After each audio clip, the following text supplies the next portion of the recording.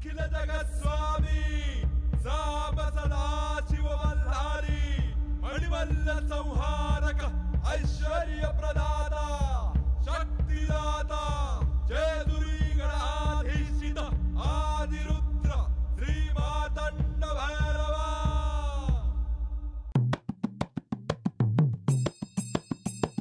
जय देव जय देव जय देव जय देव जय देव जय शिव मातंडा।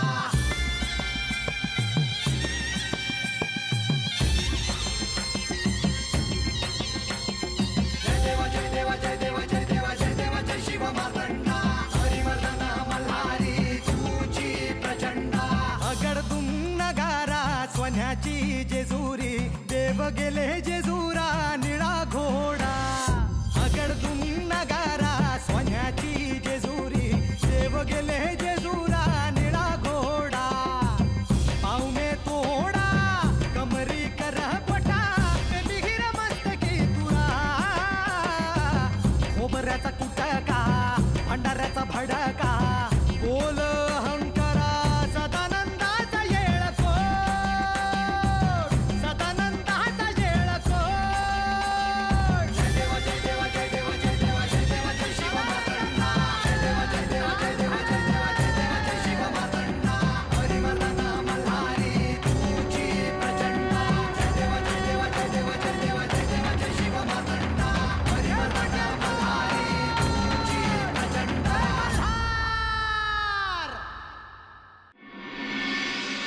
आधार निलयो धाता पुष्पहास प्रजागरः ऊर्ध्वर्ग सत्पथाचार प्राणद प्रणवपणः। ओम विष्णवे नमः। ओम श्री विष्णवे नमः। ओम श्री विष्णवे नमः। अखेरीस समुद्र मंथन सुरू झाले। पण हे समुद्र मंथन असे किती वेळ सुरू राहिले आणि त्यात काय घडले? देवी, आता कुठे समुद्र मंथन सुरू झाले होते, परंतु विशाल अशा मेरू पर्वताला वासुकीने विळखा घातला होता। दैत्यांच्या बाजूला वासुकीचे मुख आले होते आणि देवांच्या बाजूला पुच्छभाग म्हणजे अर्थात शेपटीचा भाग आला होता। पण त्याने काय होणार होते? देवी, अतिविशाल अशा वासुकीला समुद्र मंथनामुळे जे कष्ट होत होते त्यामुळे त्याच्या मुखातून अग्नी बाहेर पडत होता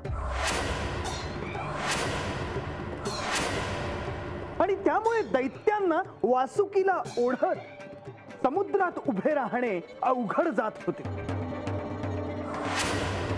देव मात्र त्यांचे कार्य व्यवस्थित करत होते।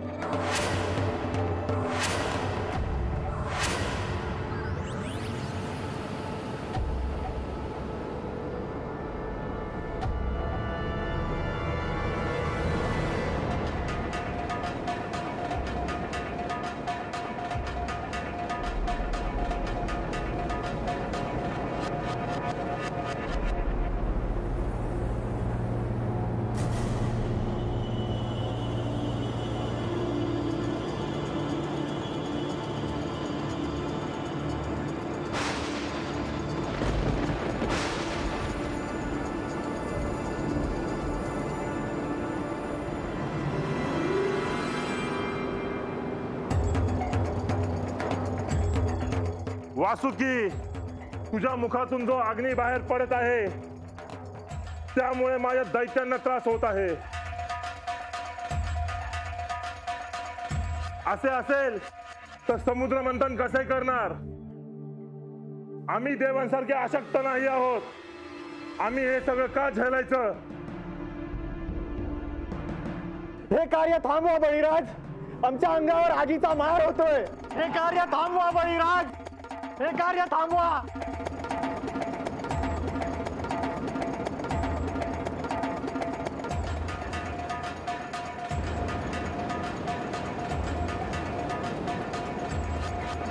बळी, समुद्र मंथन अजून सुरूही झालं नाही आणि एवढ्यातच थांबलात। मला माहिती होतं की तुम्ही हे कार्य करू शकणार नाही. देवेंद्र, आम्ही आहोत म्हणून हे समुद्र मंथन होत आहे. या बाजूला येऊन उभे राहा, मग पाहू.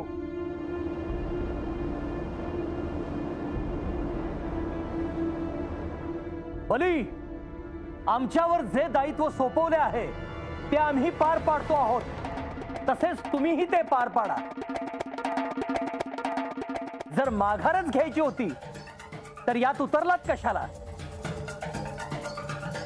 तुझ्या दैत्यानं तूच समजावून सांग की या क्षणी जर तुम्ही माघार घेतलीत तर सर्व सृष्टीमध्ये दैत्यांचा अपमान होईल.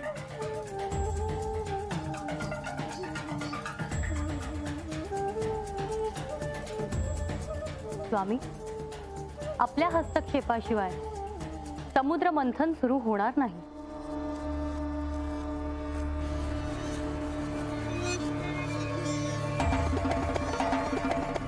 श्री विष्णूंनी देवांना अग्नीचा दाह लागू नये म्हणून आधीच ही योजना करून ठेवली होती. परंतु दैत्यांना सहन होईनासे झाल्यावर बळीराजा त्यांची बाजू मांडू लागला आणि देवांनी वासुकीच्या मुखाशी असावे आणि आम्ही शेपटीच्या भागाकडे असावे असे त्यांनी सांगितले. आतापर्यंत आनंदात असलेले देव आता पुढे काय होणार याकडे लक्ष देऊ लागले. ज्यांनी ही योजना केली ते तर आता कासवाच्या रूपात समुद्राच्या तळाशी होते आणि ते इथे हस्तक्षेप करणार नव्हते. आता न्यायदानासाठी श्री महादेव श्री पार्वती देवींसोबत उपस्थित होते.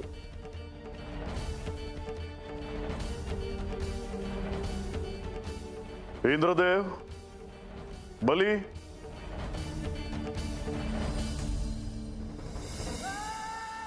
आता हाती घेतलेले कार्य थांबवता येणे शक्य नाही. आता माघार घेता येणार नाही. क्षमा असावी प्रभो. आम्ही दैत्य कुळातले म्हणून आजवर आमच्यावर अन्याय झाला. इथे आम्ही निश्चय केला आहे वासुकीच्या मुखातून येणाऱ्या आगीला सामोरे जायचे. पण आम्हीच वासुकीचा दाह का सहन करायचा?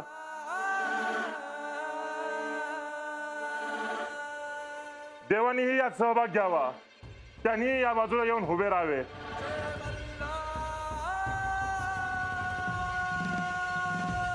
हे प्रभो, अमृत कुंभ चोरण्याचे दुष्टकर्म या दैत्यांनी केले होते. आता वासुकीच्या मुखातून येणारा अग्नी त्यांनी सहन करायला हवा. देवेंद्र, आम्ही अमृत चोरले नाही तर आमच्या बळावर आक्रमण करून हे अमृत मी मिळवले होते. हे अमृत तुमच्या चुकीमुळे समुद्रात सांडले. बळी, याचा निर्णय श्री महादेव करतील.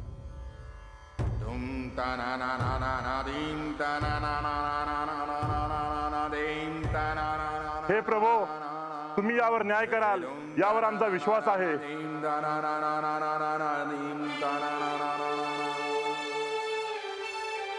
बळी, इंद्रदेव, मी निर्णय देईन. पण एक ध्यानात असू द्या की आता हे समुद्र मंथन मी थांबवणार नाही. हे समुद्र मंथन कोणालाही थांबवता येणे शक्य नाही.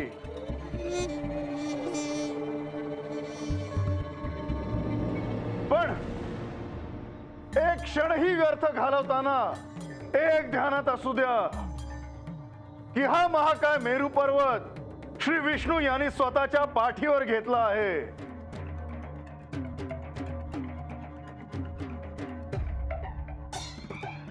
तेव्हा त्यांना अधिक कष्ट देऊ नये.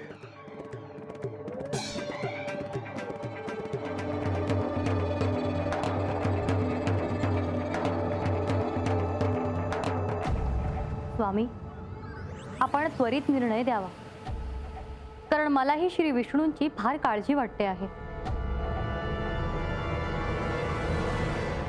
श्री महादेवांनी देवेंद्र आणि बळीराजा अशा देव आणि दैत्य या दोन्हीही पक्षांची बाजू ऐकून घेतली आणि आता त्यावर निर्णय घेण्याची वेळ आली होती. काय होता तो निर्णय? तुम्ही देवांच्या बाजूनेच बोलला असाल. म्हालसा, मी निष्पक्षपणे निर्णय दिला, कारण माझ्यासाठी देव आणि दानव हे समान पातळीवर होते. समुद्र मंथनासाठी दोघांचाही सहभाग अत्यंत महत्वाचा होता आणि म्हणून मी निर्णय दिला. खरं तर तो निर्णय नव्हता, मी माझा विचार सांगितला. श्री महादेव, आपण आता निर्णय घेण्याची वेळ आली आहे. समुद्र मंथन जसे ठरले आहे तसेच होईल. वासुकीमुळे दैत्यांना जो दाह सहन करावा लागत आहे त्याची मला कल्पना आहे. त्यामुळे समुद्र मंथनातून प्रथम जे बाहेर येईल ते दैत्यांना देता येईल का हे पाहू. असे असेल तर आम्ही हे समुद्र मंथन सुरू करतो. दैत्यांना वासुकीच्या विषयामुळे काही बाधा होणार नाही हे माझे आश्वासन आहे.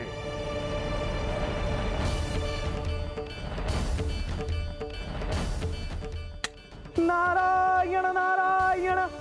समुद्र मंथनातून पहिले जे बाहेर येईल त्यावर दैत्यांचा अधिकार असेल असे त्यांनी सांगितले आणि हा वाद मिटवला. याचा अर्थ दैत्यांना प्रलोभन दाखवण्यात आले. नाही, तो न्याय होता. त्यांनी अमृत चोरण्याचे महापाप केले होते आणि ते त्याचे पापक्षालन देखील होते. आणि श्री महादेवांनी सांगितल्याप्रमाणे श्री विष्णूंनी मेरू पर्वताला पाठीवर घेण्याच्या वेदना स्वतःहून स्वीकारल्या होत्या. त्यामुळे त्यांनी वासुकीच्या मुखातून येणारा अग्नी आणि त्याचा दाह हा सहन करायला हवा होता आणि तरीही त्याच्या कर्माचे फळ मात्र त्यांना मिळणारच होते. समुद्रातून प्रथम काय बाहेर येणार हे कुणाचंच ठाऊक नव्हते आणि तरीही श्री महादेवांनी त्यावरचा पहिला अधिकार हा बळीराजाला आणि दैत्य कुळाला दिला.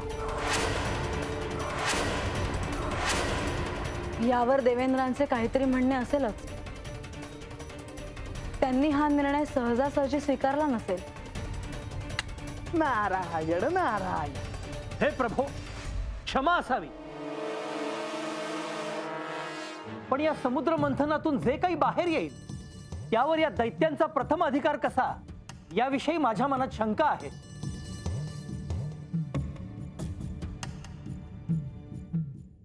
ती असणारच, कारण दैत्यांचाही काही अधिकार आहे हे तुम्ही केव्हा मान्यच करत नाही. देवेंद्र, ह्या क्षणापर्यंत मी काहीही बोलले नाही. मात्र श्री महादेवांनी त्यांचा निर्णय देऊनही आपण जर प्रतिप्रश्न करणार असाल तर आपण आपले इंद्रपदाचे दायित्व विसरत आहात आणि या क्षणी श्री विष्णू जे अवघड कार्य करत आहेत त्याचा अवमान करीत आहात. क्षमा असावी माते. कुणी कोणताही प्रश्न न उद्भवता हे समुद्र मंथनाचे कार्य सुरू ठेवावे असा मी आदेश देते.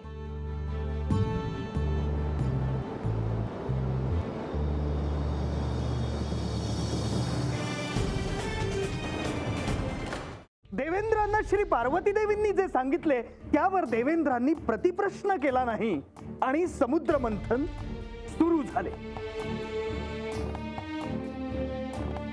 पण ह्या सगळ्यामध्ये सर्वजण एक गोष्ट मात्र विसरले होते, ती म्हणजे समुद्राच्या खोल तळाशी अदृश्य रूपात श्री महालक्ष्मी निवास करत होत्या.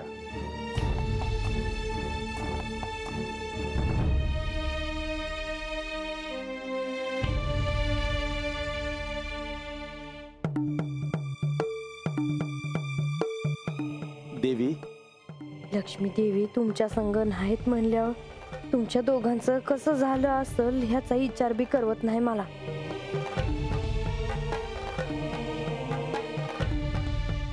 मला तर आत्ताच असे वाटते आहे की आख्यानात तो क्षण कधी येईल जेव्हा महालक्ष्मी देवी आणि विष्णूंची भेट होईल. नमस्तेस्तु महामाये श्रीपीठे सुरपूजिते शंख चक्र गदा हस्ते श्री महालक्ष्मी नमोस्तुते. नमस्ते गरुडारूढे कोलासूर भयंकरी सर्व पाप हरे देवी श्री महालक्ष्मी नमोस्तुते. सर्वज्ञे सर्व वरदे सर्व दुष्ट भयंकरी सर्व दुःख हरे देवी श्री महालक्ष्मी नमोस्तुते. सिद्धि बुद्धि प्रदे देवी भुक्ति मुक्ति प्रदायिनी मंत्र मूर्ते सदा देवी महालक्ष्मी नमोस्तुते. नारायण नारायण. मी एवढे ऐकले आहे श्री महालक्ष्मी देवींविषयी. त्यांचे रूप कसे आहे? श्री महालक्ष्मी यांचं वर्णन करण्यासाठी शब्द देखील अपुरे पडतील. त्या श्री विष्णूंच्या अर्धांगिनी तर आहेतच, पण ह्या सृष्टीतील मांगल्याचे मूर्तिमंत स्वरूप आहे. मुनिवर, तुम्ही सांगा. शांत सरोवरात कमल पुष्पावर त्या विराजमान असतात. सुगंधी जल आणि कमल त्यांना अत्यंत प्रिय असे आहे. त्यांचे वाहन हत्ती आहे आणि त्यांच्या समीप ते उपस्थित असतात. श्री महालक्ष्मी जिथे असतात तिथे अशुद्ध लहरी राहत नाही.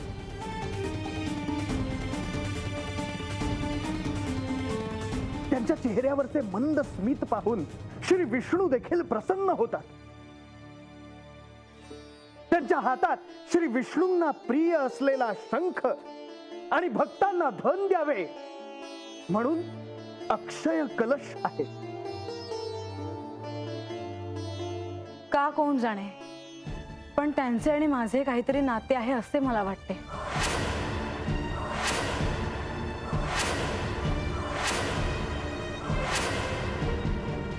ओम श्री नमः. ओम श्री नमः.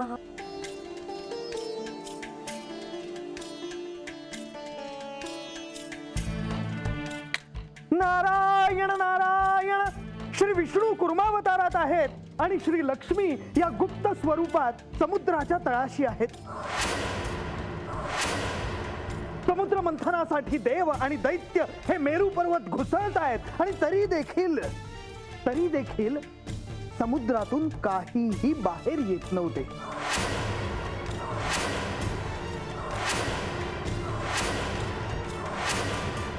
परंतु तरीही पुन्हा पुन्हा अमृत प्राप्त व्हावे म्हणून देव आणि दैत्य हे कष्ट करत होते.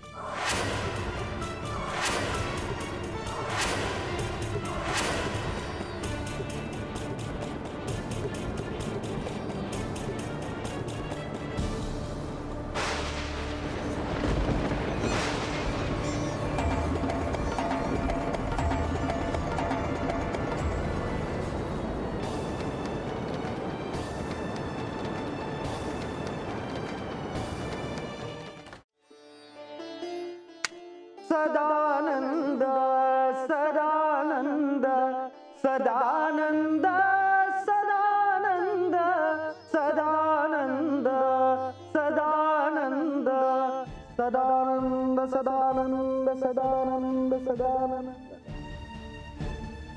आहा, सुंदर. किती गोडवा आहे या नामस्मरणात. हे नामस्मरण असेच सुरू ठेवावे असे वाटते. मुनिवर, तुमचे आणि मल्हारी चरित्राचे एक विशेष नाते आहे. त्यामुळे तुम्ही त्याचे स्मरण करताना तुम्हाला त्यात गोडवाच वाटतो. का वाटू नये देवा. आपण सांब सदाशिव या जेजुरी गडावर सर्वांसाठी आसनस्थ आहात.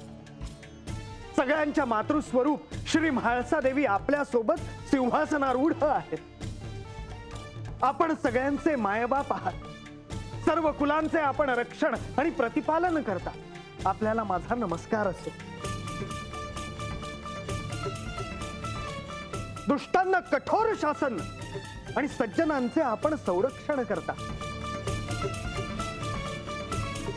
सत्यावर आधारित धर्माची स्थापना व्हावी आणि त्याचे संवर्धन व्हावे म्हणून मणी आणि मल्ल यांच्यासारख्या असुरांचे आपण निर्दालन केले. आपल्याला माझा नमस्कार असो.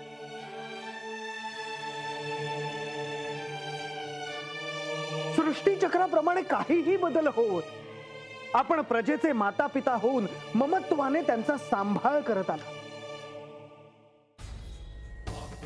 मल्हारी जगतानाथम त्रिपुरहारी जगद्गुरुम मणिघ्नम भाळसाकांतम वंदेहम कुलदैवतम. सदानंदाचा एकट एकट एकट एकट एकट एकट एकट.